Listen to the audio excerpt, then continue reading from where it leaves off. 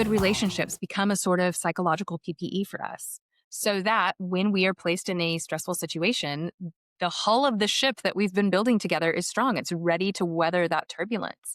And if we're not doing those small things on the front end, then we don't really have anything in the bank account to draw against. And so it's not something to do in the moment when you're asking for a favor or you're asking people to go the extra mile. And that term went right past, you said the cloak of PPE or the hull of PPE. What did you just say? Sorry, I mixed a boat, a plane, and PPE together. Didn't fully explain it. So let me back up a little bit.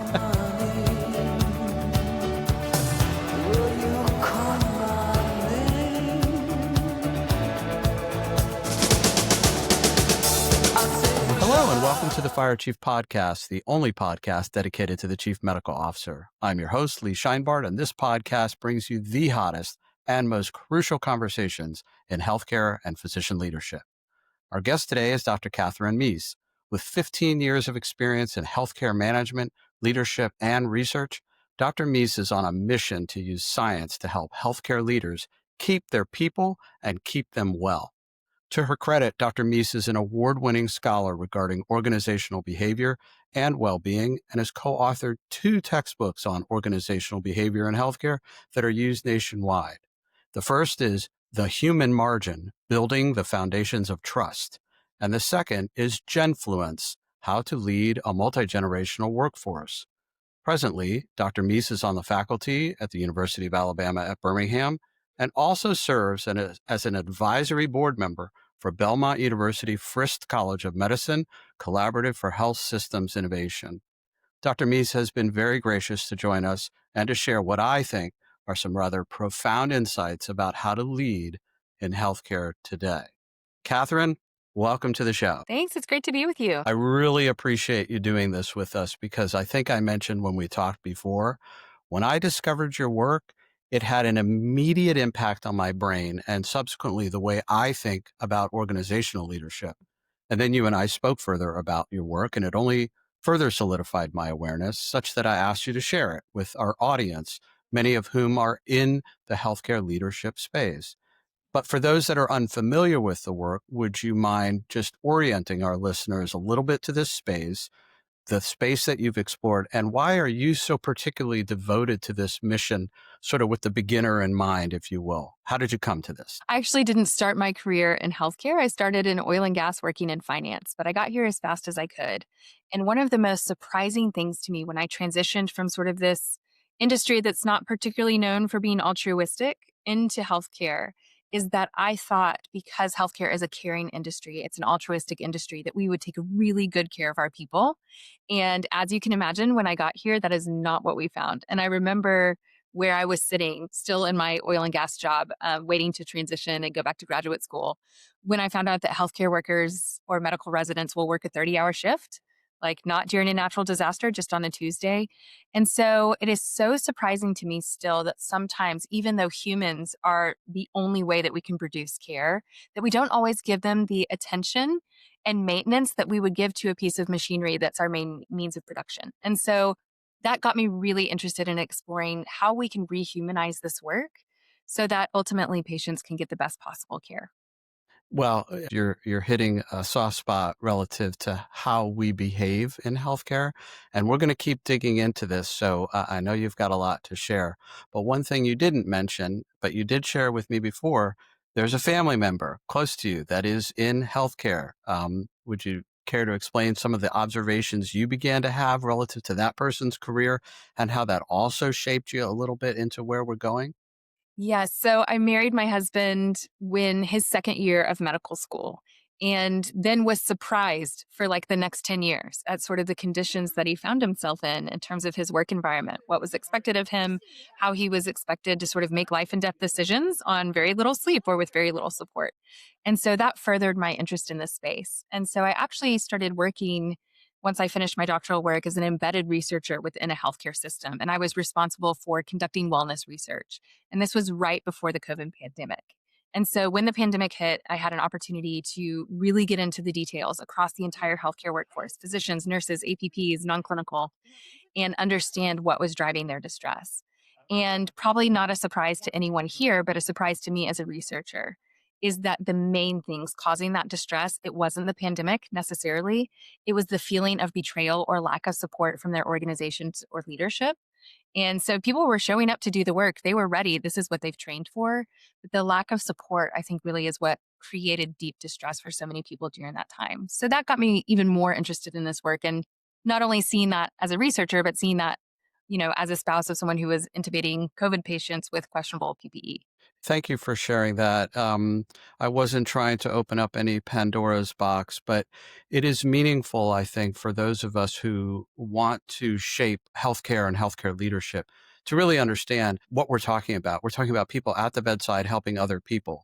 And so your story resonates with me, and I know it resonates with a lot of our leaders. So let's start really getting into this together. You have said in your writings and in conversations, healthcare is humans working with humans to heal humans. And for the CMO, the chief medical officer, who feels buried in metrics and meetings and crisis pandemics notwithstanding, how do you think they should personally stay connected to that human core? And how do they model that connection so it cascades all the way down to those service line leaders, the medical directors, to the frontline teams, and to the people in the room taking care of other people?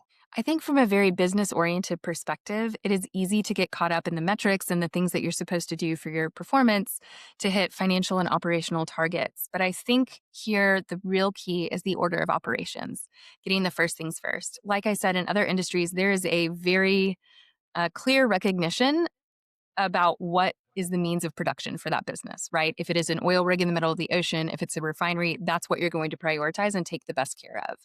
And I think in healthcare, somehow we've gotten so focused on metrics and performance that we sort of forget that our entire means of production is the person, it's the human in front of us.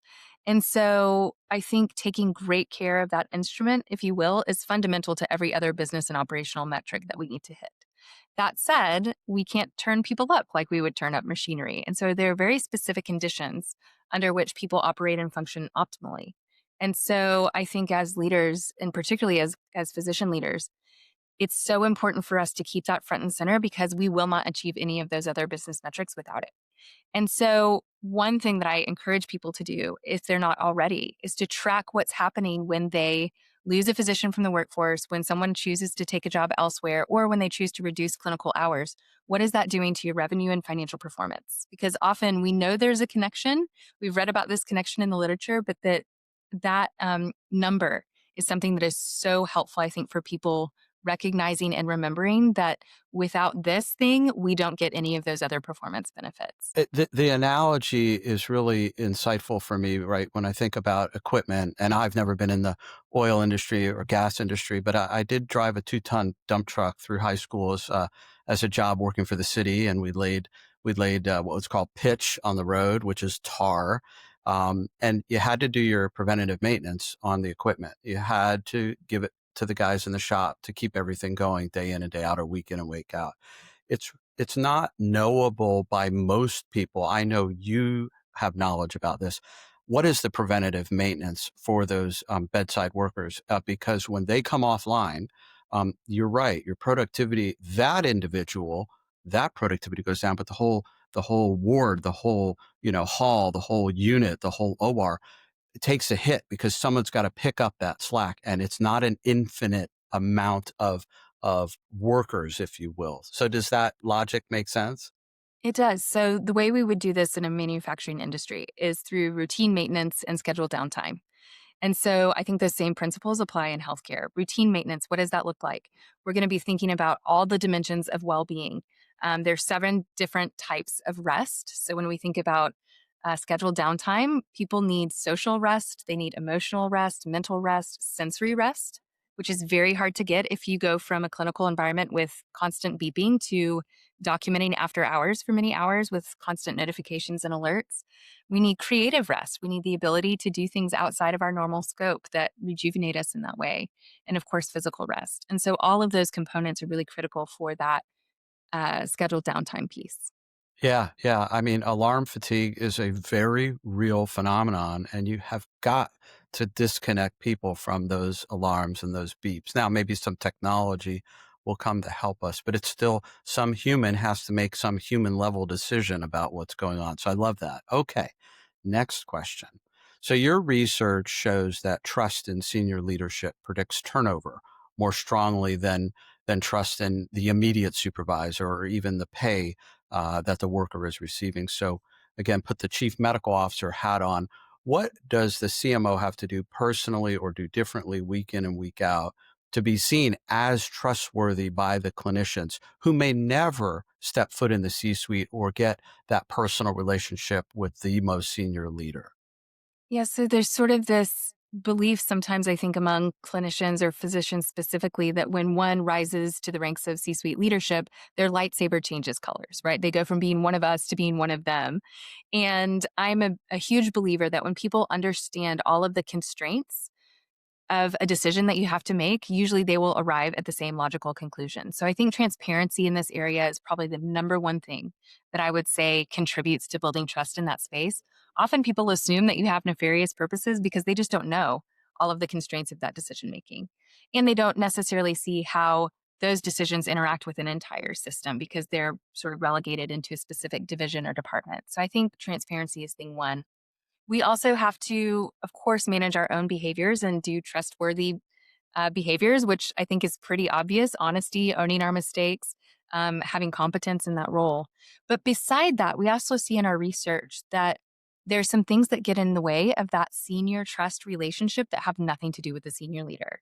And the biggest thing that we see is sort of this middle management trust gap where people at lower levels of the organization don't understand why decisions are being made or they don't know how to answer hard questions. So when they get asked those questions, they're going to throw the top under the bus, right? So if a residency director is getting hard questions from their medical residents and they don't really understand or know how to answer that, then they might throw the CMO under the bus. And so one of the most important things we can do as senior leaders is to help those people answer those hard questions. And so you can do this exercise with your team. It's as simple as saying, what hard questions are you getting from your people? And then you come up with something together that's values aligned and that's authentic and transparent. Because if I can't trust the senior leadership of the organization, it's hard for me to be proud of where I work, and people want to be proud of where they work. You know, it's been said, not by me originally, some of the most simple things are the hardest things. And asking somebody, so what are the hard questions, is a simple ask, but then it's really hard to make sure that you've given the right information that they feel equipped. So it's even bigger than that because you have to say, are you comfortable with this?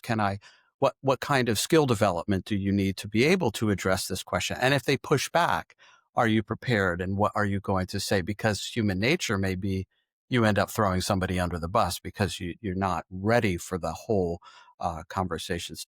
Well, I think there's also a component of this that sometimes you need to cut out the filtering that happens at different layers of the organization.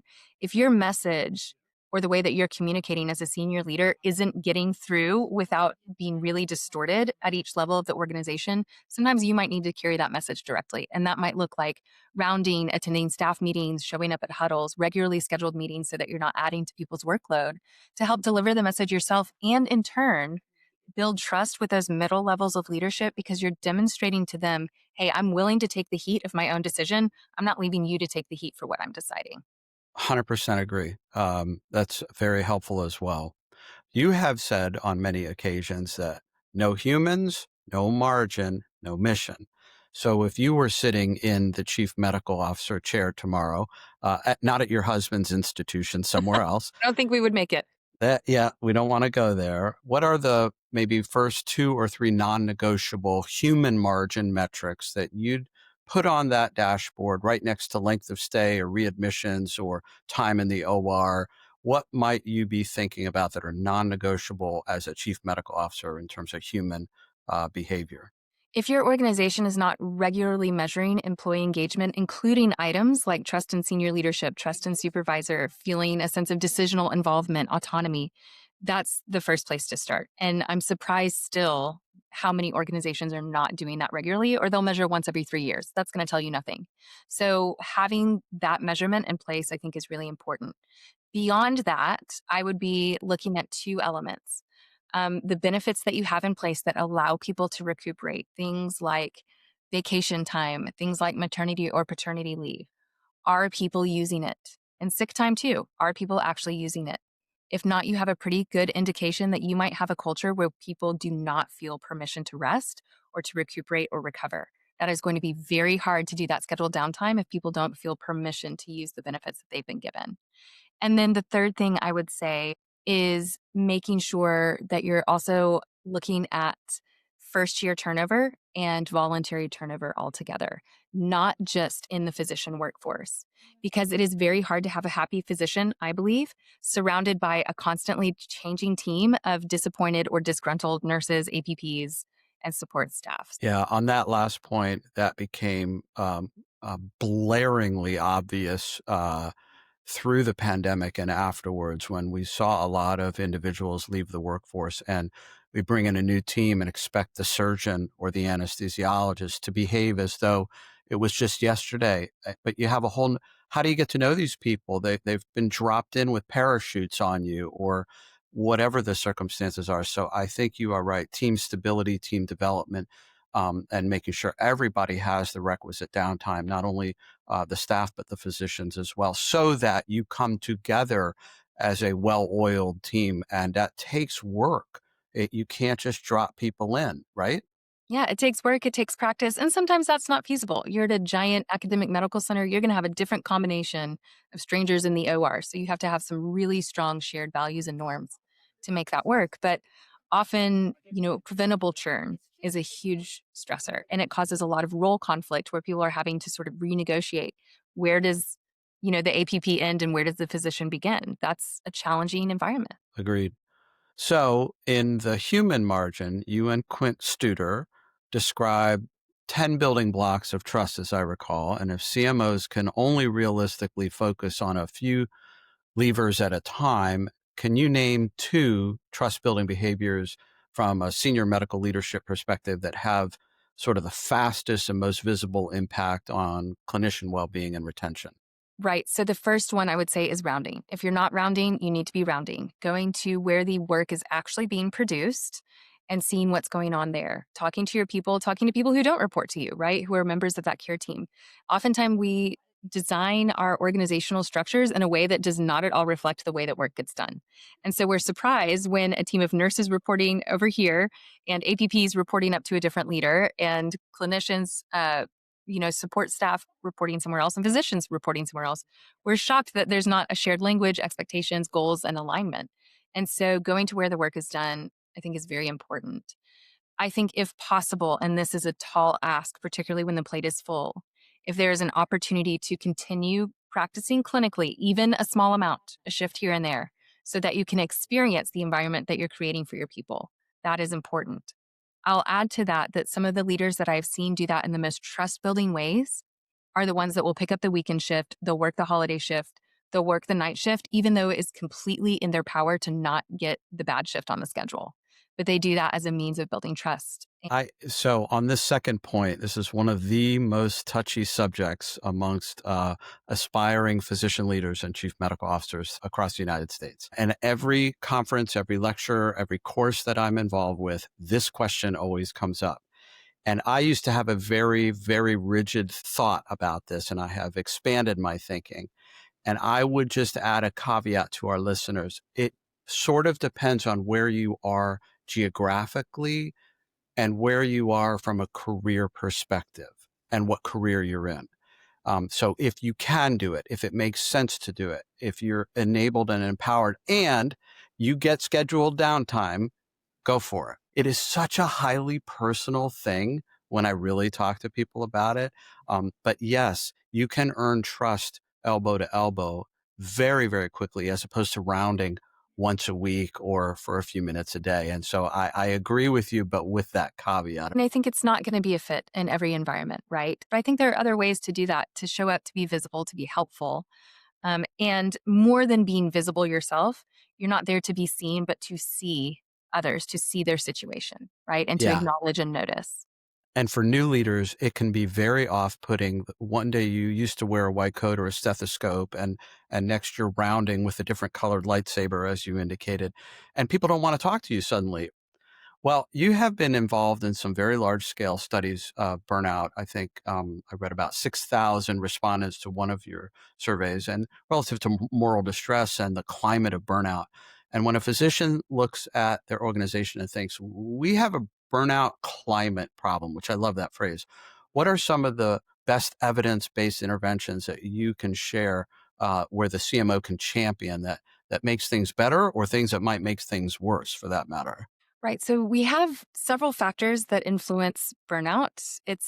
People tend to jump to workload, and that is one of six factors. There are other things like a sense of community at work, lack of fairness, moral distress, recognition, and autonomy. And so I think for physicians specifically, what I hear a lot about is the fairness component and the autonomy component. There has been sort of a downward pressure on physician autonomy, I think, over the last 20 to 30 years, where we've seen people move into more employment models where there's, very rigid protocols around what the organization needs and how they expect things to be done relative to maybe what we had seen historically. And so I think it's really important for leaders to focus on what are the areas where we can give people autonomy. We don't want people having autonomy about how they scrub in, right? We want them following best practices. We want safety protocols in place. I want no autonomy in that process. That said, things like scheduling, right? Self scheduling, it might be that you automatically lottering people into their late shifts and holidays could be done in a more thoughtful way where people could say, hey, you know what? Tuesday's not a good day for me because I coach my son's soccer team, but Wednesday I could care less about. So as long as it's not Tuesday. And so the more you can give people some sense of control over things that matter to them, I think that's critically important for the burnout equation. And then the other piece I'll say, and this relates to workload and can also relate to autonomy if you involve people in this process, is getting rid of stupid stuff. It's a great intervention that was developed by Dr. Melinda Ashton. And it's essentially this: you ask people what's your stupid stuff. As long as it's not a moral, legal, or ethical or safety related issue, you get rid of the stupid stuff, wash, rinse, repeat. And so when we're thinking about rounding and pushing through that discomfort of, a new role in that space, one of the questions that I encourage people to ask is, what's your stupid stuff? Because I will tell you, when I ask this question all over the country, I have not had a single person in healthcare be like, we don't have any. Everything's great. It's like, you better make sure you have some time and a chair available because you're going to get fearful. So, Yeah. um, so not only asking, but then involving people in, okay, let's figure out how we fix this and making progress on that and communicating that progress back. Yeah. One of my good buddies, an orthopedic surgeon, a trauma surgeon, I've worked with him for many, many years. He used to tell me, the team will go to bat for you if you go to bat for them. If they want to do this work, and if you help build capacity, and we'll get into capacity in a moment, they will do what we're talking about. But if you run from it, hide from it, don't reduce it, et cetera, or open up opportunities, they're not going to be inclined to go to bat, or they'll run out of energy in their battery to go to bat. So I love those notions, and I hope our listeners take that to heart and do some of those. And those are relatively straightforward things. We did it in COVID. We got rid of a ton of stupid stuff, and then we And then we brought added some it of, back in. and then we added it back in. You took the words right out of my mouth. It's stupid stuff returning. Is anyway. All right. So you emphasize in your work how to translate the science that you have investigated relative to this, what we're talking about, into repeatable daily practices. And if you were to give a new CMO sort of a 90-day plan on a human margin sprint, what are three very small concrete things that would just take a few minutes that they could start to adopt in their regular practice to help move this forward? First things first, get those metrics that we talked about in place. And I would also include in that pajama time. How many people are documenting at home from their home device after hours? That doesn't automatically mean that it's a problem, right? You might have some people who say, look, I'm going to get home, put my kid to bed, and it's more important for me to get home early so I can see my child. And then I'm going to do that later. That works for me. But if that's happening to a great degree, that's something that needs to be tracked very closely. So first things first, get those metrics in place so that you're not flying blind, right? Everything else we do in medicine is based on evidence and data. Sometimes we need to put those systems in place so we can treat leadership the same way. The next thing I'll say is notice and think. It's a phrase that needs to be deeply embedded. We as leaders need to become world-class noticers about all the things people are doing well and right, and consistently thank them for those things. I know so many healthcare workers, both physicians and non-physicians, who are deeply committed to the work. They're passionate about it. They love what they do. They just want someone to say thank you. And that's all they need to keep going. But they want to feel seen, acknowledged, and noticed. And so the mantra to ourselves, I think, is notice and thank whenever we can. So that's the capacity issue that I'm talking about. And you've written about this. So I'm stealing and borrowing and spreading it around. If you acknowledge people, if you make them feel valued, if you thank them, if you notice things, all of that is building the capacity to do the work. And it goes back to my comment about my orthopedic surgeon friend. If you do the things to build that mental capacity, they'll even work harder than you thought they would work. And I don't understand why it's taken us decades to even have this conversation that you and I are having, because it should be common sense. If you don't allow for people, and I'm not talking about time off or downtime, I'm talking about in the moment. Hey, we got to add on this case, and it's going to be a tough one, but you guys, and you have to invest on that on the front end of the morning or the day before or the week before, not when they're all tired and ready to leave. And then you make an ask that they just don't have the capacity to, they become resigned to it rather than invested in it. Am I making any sense whatsoever? Okay. Absolutely. We think about good relationships at work, and that includes with my colleagues and with my leader. Feeling appreciated is part of a good relationship with a leader. That's fundamental to that relationship. Those good relationships become a sort of psychological PPE for us, so that when we are placed in a stressful situation, the hull of the ship that we've been building together is strong. It's ready to weather that turbulence. And if we're not doing those small things on the front end, then we don't really have anything in the bank account to draw against. And so it's not something to do in the moment when you're asking for a favor or you're asking people to go the extra mile. And that term went right past, you said the cloak of PPE or the hull of PPE. What did you just say? Sorry, I mixed a boat, a plane, and PPE together. Didn't fully explain it. So let me back up a little bit. Um, when we invest in solid relationships at work and when we invest in creating relationship capital, that serves as psychological PPE for us against distress. Psychological PPE. Okay. That is Yes. beautiful. And I liken it to a ship that is sailing into stormy seas. If we have done things along the way to strengthen the hull of that ship, people inside might be a little seasick. It's going to be uncomfortable, but we're going to make it through and it's not going to take on a lot of damage. You can't do that in the moment when you're in turbulence. It's not the time. I love it. PPE, boats, planes, turbulence. Well done. Well done. All right. So there's a lot going on in the workforce. What makes up the clinician workforce? You've mentioned in your writings gender, age, cohorts, demographics, and you talk about moving from workforce as a problem to solve, but an asset to invest in. And HR managers are listening and they're salivating over this because they do get it. It's this question, does the rest of the organization get it? So how can a CMO reframe his or her conversations up to the board or with their financial partners, so that the investment in the human margin, things like staffing, recognition, psychological safety, are treated as a strategic asset that requires time and investment rather than a soft, squishy cost kind of thing? The great news is we have emerging research about this, so it's easy to bring in some data to help support that cause. And I have found in my own work that when I'm talking to people at those levels, they speak the language of data and they speak the language of finance. And I have gotten so much more traction in bringing that information forward. Here's what this does to our productivity. Here's what this does to our financial impact, to the bottom line. I've gotten way more traction that way than trying to convince people to take care of people because it's the right thing to do. Because those other things feel really urgent and this one doesn't, right? Because when people are upset, when they're burned out, when they're contemplating leaving the organization, it's a slow burn. I mean, very few people are throwing their hands up in the moment and walking out in the middle of a case and saying never again. So we don't see the immediate impact of those investments, but the more we can bring in that research and data, I have found it helpful. Have you done any type of ROI on this?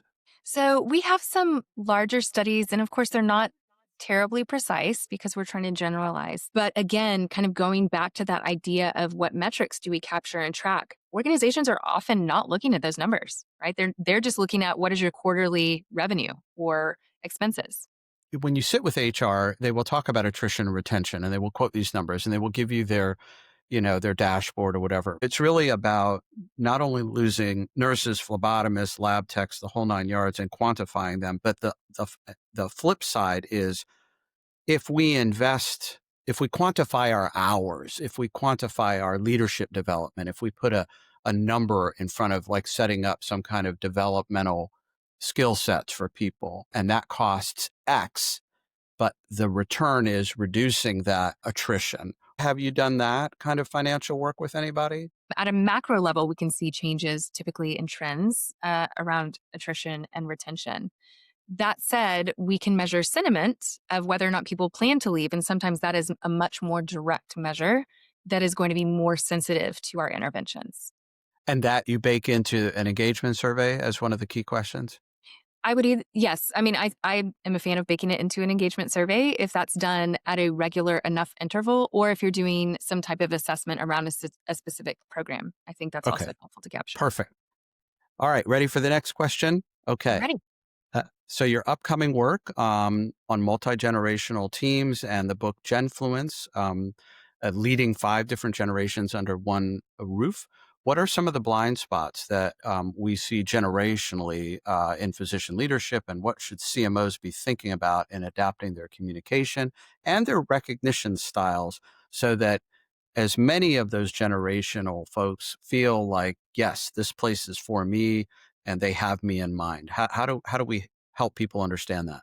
I think for me, what I see in the physician workforce, especially, are sort of two fundamental misunderstandings.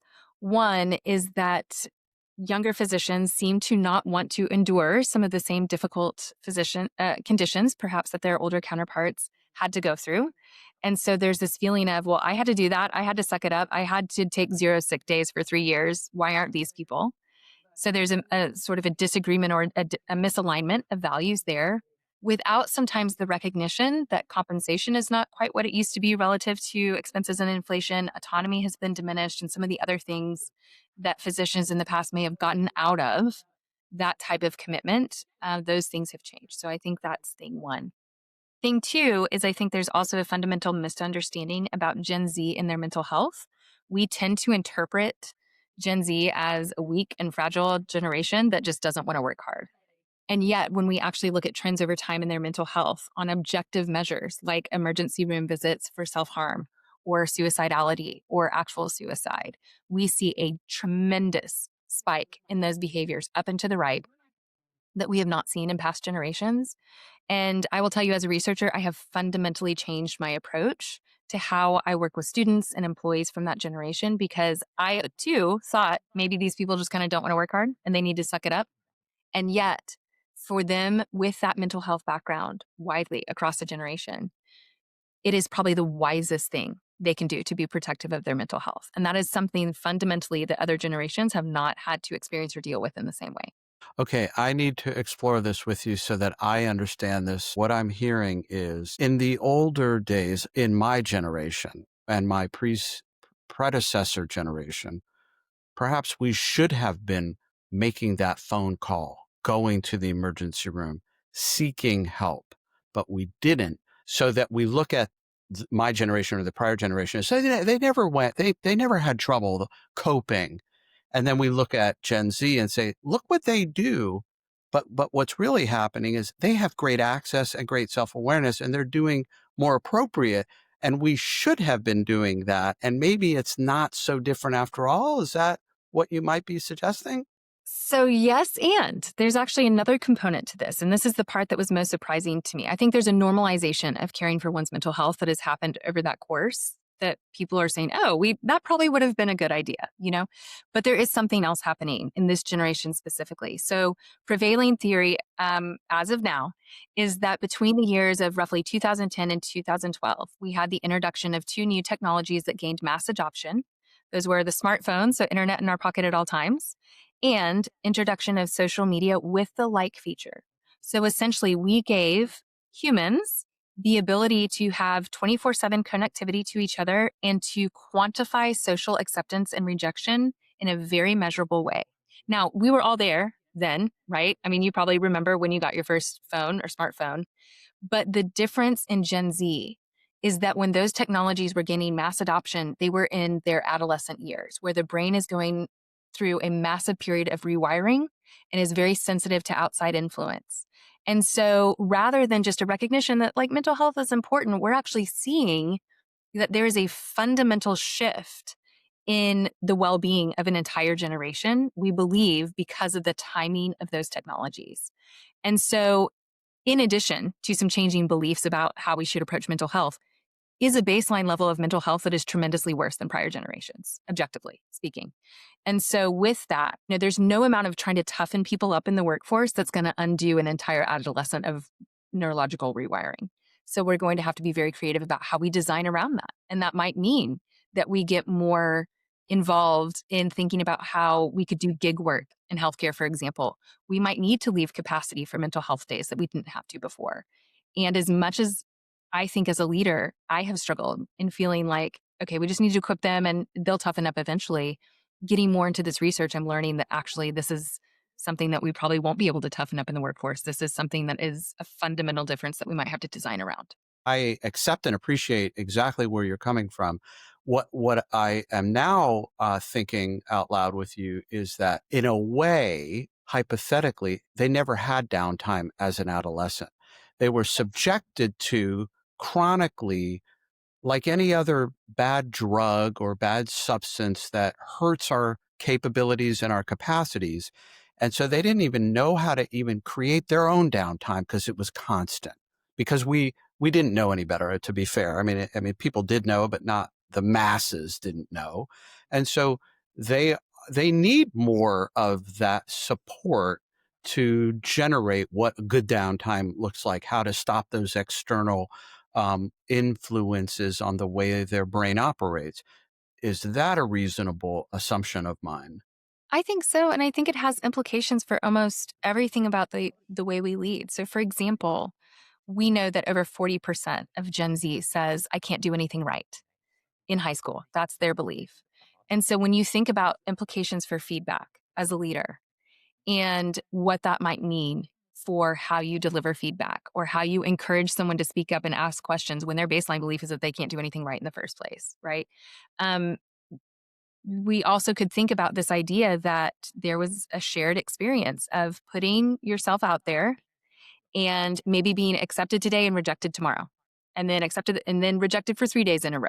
And you never really knew where you stood socially because it could change and crowds are fickle, right? So when I think about feedback, for example, there are people in other generations that might be like, look, tell me good job once every 3 years, I'm good. But for some of these younger generations, there's sort of this underlying question of, okay, but what about today? I mean, you told me good job yesterday, but is it still true today? What about tomorrow? And so even the frequency at which we thank people, recognize, notice, or give feedback, positive feedback, might need to change. This is such a wonderful conversation. For me personally, I'm learning more than I anticipated that I would learn, which means there are plenty of people out there who are also learning as we're having this conversation. So it has been a real delight for me to have you on the show. I want to give you a chance to speak any last words or thoughts. Look, I think the bottom line is when we're unsure of what to do in leadership or we're in tremendously difficult environments, which we are in healthcare right now, it is so hard. I think ultimately, if you genuinely care, I mean, really care about the people that you lead and serve, that's going to come through, right? That's the most important thing that you can do. If you genuinely don't, people are going to notice. And so I think that's first things first as a leader when you're unsure of where to start. Very, very helpful conversation. Thank you so much for being on the show, Catherine.